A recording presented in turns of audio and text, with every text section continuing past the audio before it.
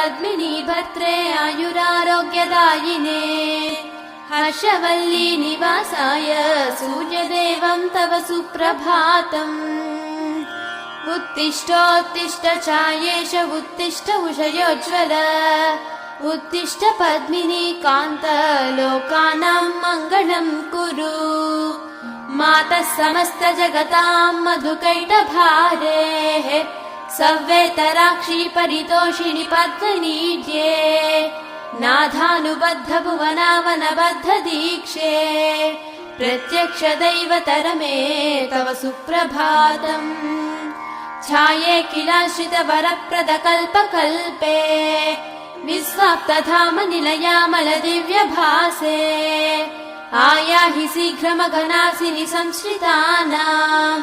श्रीसूर्यदैवतरमे तव सुप्रभातम्।